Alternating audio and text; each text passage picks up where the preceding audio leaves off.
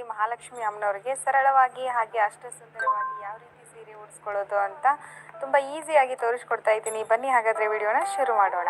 ಮೊದಲು ಸಾರಿನ ಈ ರೀತಿ ಪೂರ್ತಿಯಾಗಿ ಓಪನ್ ಮಾಡಿಕೊಂಡು ಸೀರೆಯ ಒಳಪದರ ಏನಿರುತ್ತೆ ನೋಡಿ, ಅಲ್ಲಿಂದ ಈ ರೀತಿ ಚಿಕ್ಕದಾಗಿರೋ ನೆರಿಗೆಗಳನ್ನು ಹಿಡಿತಾ ಬರಬೇಕು. ನೆರಿಗೆಗಳು ಜಾಸ್ತಿ ಆದಷ್ಟು ಸಾರಿ ಉಡಿಸಿದಾಗ ನೋಡಲಿಕ್ಕೆ ಚೆನ್ನಾಗಿ ಕಾಣಿಸುತ್ತೆ. ಅದಕ್ಕೋಸ್ಕರ ಒಂದು ಸ್ವಲ್ಪ ಚಿಕ್ಕದಾಗಿರೋ ನೆರಿಗೆಗಳನ್ನು ಈ ರೀತಿ ಹಿಡಿತಾ ಬನ್ನಿ. ಈ ರೀತಿ ಒಂದು 8 ರಿಂದ 10 ನೆರಿಗೆಗಳು ಆದ ತಕ್ಷಣ ಇಲ್ಲಿ ಬಟ್ಟೆ ಕ್ಲಿಪ್ಪಿಂದ ಇದನ್ನು ಸೆಕ್ಯೂರ್ ಮಾಡ್ಕೊಳ್ಳಿ. ಹಿಡ್ಕೊಳ್ಳೋದು ಕಷ್ಟ ಆಗುತ್ತೆ, ಜಾಸ್ತಿ ನೆರಿಗೆಗಳು ಪ್ಲೇಟ್ಸ್ ಚಿಕ್ಕದಾಗಿ ಮಾಡ್ಕೊಂಡಿರೋದ್ರಿಂದ ಹಿಡ್ಕೊಳ್ಳೋದು ಕಷ್ಟ ಆಗುತ್ತೆ, ಭಾಳ ಆಗಿಬಿಟ್ರೆ. ಅದಕ್ಕೋಸ್ಕರ ನೋಡಿ, ಈ ರೀತಿ ಇದನ್ನು ಎರಡೂ ಕಡೆಯೂ ಕೂಡ ಒಂದು ನೆರಿಗೆಗಳು ಮಿಸ್ ಆಗಬಾರ್ದು, ಆ ರೀತಿ ಇದನ್ನು ಕರೆಕ್ಟಾಗಿ ಬರೋ ರೀತಿ ಸೆಟ್ ಮಾಡಿಕೊಂಡು ಇದಕ್ಕೆ ಬಟ್ಟೆ ಕ್ಲಿಪ್ಪಿಂದ ಸೆಕ್ಯೂರ್ ಮಾಡ್ಕೊಳ್ತಾ ಇದ್ದೀನಿ. ಇದೇ ರೀತಿ ಉಳಿದ ಸೀರೆ ಏನಿದೆ ನೋಡಿ, ಒಂದು 3/4 ಭಾಗದಷ್ಟು ಸೀರೆನ ನಾವಿಲ್ಲಿ ಇದೇ ರೀತಿಯಾಗಿ ಪ್ಲೇಟ್ಸ್ಗಳನ್ನು ಮಾಡ್ಕೊಳ್ತಾ ಬರಬೇಕು. ನೀವೇನಾದರೂ ಫಸ್ಟ್ ಟೈಮ್ಗೆ ನನ್ನ ಚಾನಲ್ ವಿಸಿಟ್ ಮಾಡಿದ್ದೀರಾ ಅಂತಂದರೆ ಈಗಲೇ ಸಬ್ಸ್ಕ್ರೈಬ್ ಮಾಡ್ಕೊಳ್ಳಿ. ಪಕ್ಕದಲ್ಲಿರೋ ಬೆಲ್ ಐಕನ್ ಕ್ಲಿಕ್ ಮಾಡಿ ಆಲ್ ಅಂತ ಸೆಲೆಕ್ಟ್ ಮಾಡಿ. ನನ್ನ ಚಾನಲಲ್ಲಿ ಆಲ್ರೆಡಿ ಅಪ್ಲೋಡ್ ಮಾಡಿರುವ ಎಲ್ಲ ಸಾರಿ ಟ್ರಿಪ್ಪಿಂಗ್ ವಿಡಿಯೋಗಳನ್ನ ನೋಡಿ ಇಷ್ಟ ಆದರೆ ಲೈಕ್ ಮಾಡೋದನ್ನು ಮರಿಬೇಡಿ. ನೋಡಿ, ಈ ಕಡೆ ಸೆರಗನ್ನು ರೆಡಿ ಮಾಡ್ಕೊಳ್ತಾ ಇದ್ದೀನಿ. ಸೆರಗು ಬಾರ್ಡ್ರ್ ಎಷ್ಟಿದೆಯೋ ಅಷ್ಟೇ ಚಿಕ್ಕದಾಗಿ ಇದನ್ನು ಮಾಡ್ಕೊಳ್ತಾ ಬನ್ನಿ. ಸೆರಗಿನ ಪ್ಲೇಟ್ಸ್ಗಳನ್ನು ಮಾಡ್ಕೋಬೇಕಾದ್ರೆ ಒಂದು ಚಿಕ್ಕದು ಒಂದು ದೊಡ್ಡದು ಆ ರೀತಿ ಮಾಡ್ಕೋಬೇಡಿ. ನೀಟಾಗಿ ಕರೆಕ್ಟಾಗಿ ಒಂದೇ ಸಮನಾಗಿ ಮಾಡ್ಕೊಳ್ತಾ ಬನ್ನಿ. ಈಗ ಮಾಡ್ಕೊಂಡಾದ್ಮೇಲೆ ಇದಕ್ಕೆ ಗುಂಪಿನಿಂದ ಈ ರೀತಿ ಸೆಕ್ಯೂರ್ ಮಾಡ್ಕೊಳ್ಳಿ. ಸೇಫ್ಟಿ ಪಿನ್ ಮಾತ್ರ ರಿಂಗ್ ಒಳಗಡೆ ಬಟ್ಟೆ ಸಿಕ್ಕೊಂಡು ಹಾಳಾಗೋ ಚಾನ್ಸಸ್ ಇರುತ್ತೆ. ಅದಕ್ಕೋಸ್ಕರ ಈ ರೀತಿ ಗುಂಪಿನಿಂದ ಇದನ್ನು ಫಿಟ್ ಮಾಡ್ಕೊಳ್ಳಿ. ನೋಡಿ, ಇಲ್ಲಿ 2.5 ರಿಂದ 3 ಮೊಳದಷ್ಟು ನಾನಿಲ್ಲಿ ಸೆರಗನ್ನು ರೆಡಿ ಮಾಡ್ಕೊಂಡಿದ್ದೀನಿ. ಇಷ್ಟಾದರೆ ಸಾಕು. ಈ ಮೆಥಡ್ಗೆ ನಮಗೆ ಜಾಸ್ತಿ ಸೆರಗು ಬೇಕಾಗಲ್ಲ. ಸ್ಯಾರಿನ ಯಾವ ರೀತಿ ಮೇಲೆ ತೊಗೋಬೇಕು ಅನ್ನೋದನ್ನು ತೋರಿಸ್ತಾ ಇದ್ದೀನಿ. ನೋಡಿ, ಇಲ್ಲಿ ಸೆರಗಿನ ಪದರ ಏನು ಅಟ್ಯಾಚ್ ಇರುತ್ತೆ ನೋಡಿ, ಅದನ್ನು ನೀವು ಮೇಲ್ಮುಖವಾಗಿ ಮಾಡಬೇಕು. ಒಂದು ವೇಳೆ ನೀವು ಇಲ್ಲಿ ತೋರಿಸ್ತಾ ಇದ್ದೀನಲ್ಲ, ಈ ರೀತಿ ಸಾರಿಯನ್ನು ಏನಾದರೂ ಮೇಲೆ ತೊಗೊಂಡ್ಬಿಟ್ರೆ ಇದು ಖಂಡಿತವಾಗ್ಲೂ ಉಡ್ಸೋಕೆ ಬರೋದಿಲ್ಲ. ಬಾರ್ಡ್ರ್ ಏನಿದೆ ನೋಡಿ, ಉಲ್ಟಾ ಆಗಿಬಿಡುತ್ತೆ. ಅದಕ್ಕೋಸ್ಕರ ನೋಡಿ, ಈ ರೀತಿಯಾಗಿ ಇದನ್ನು ತಗೋಬೇಕು. ಮೇನ್ ಸಾರಿನ ಯಾವ ರೀತಿಯಾಗಿ ನೀವು ಮೇಲೆ ತಗೋತೀರಾ ಅನ್ನೋದೇ ಇಂಪಾರ್ಟೆಂಟ್ ಈ ಮೆಥಡಲ್ಲಿ. ನೋಡಿ, ಇವಾಗ ಎಷ್ಟು ಚೆನ್ನಾಗಿ ಪ್ಲೇಟಿಂಗ್ ಮಾಡಿಟ್ಕೊಂಡಿದ್ದೀನಿ. ಒಂದಿನ ನೀವು ಇದೇ ರೀತಿ ಮುಂಚೆನೇ ಪ್ಲೇಟಿಂಗನ್ನು ಮಾಡಿ ಇಟ್ಕೋಬೋದು. ಈ ಕಡೆ ಒಂದು ಪೀಠ ಇಟ್ಕೊಂಡು ಅದ್ರ ಮೇಲೆ ಒಂದು ಅಕ್ಕಿ ತಟ್ಟೆನ ಇಟ್ಕೊಂಡು ಅದ್ರ ಮೇಲೆ ನಾನಿಲ್ಲಿ ಒಂದು ತಾಮ್ರದ ಬಿಂದಿಗೆನ ಇಟ್ಕೊಂಡು ಮೊದಲು ಸೆರಗನ್ನು ಈ ರೀತಿ ಹಾಕ್ಕೊಳ್ತಾ ಇದ್ದೀನಿ.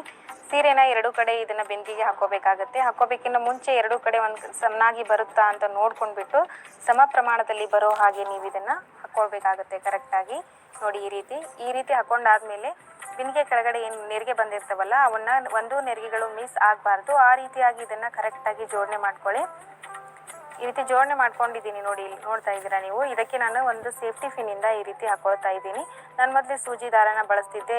ಒಬ್ಬರು ಸಜೆಸ್ಟ್ ಮಾಡಿದ್ರಿ ಸೂಜಿ ದಾರ ಬಳಸಬಾರ್ದು ಅಂತ. ಅದಕ್ಕೋಸ್ಕರ ನಾನಿಲ್ಲಿ ಸೇಫ್ಟಿ ಪಿನ್ನಿಂದ ಈ ರೀತಿ ಎರಡನ್ನೂ ಜಾಯಿಂಟ್ ಮಾಡ್ಕೊಳ್ತಾ ಇದ್ದೀನಿ. ಸ್ವಲ್ಪ ನಿಧಾನವಾಗಿ ಮಾಡ್ಕೊಳ್ಳಿ, ಟೈಮ್ ಹಿಡಿಯುತ್ತೆ ಪಿನ್ ಆದರೆ.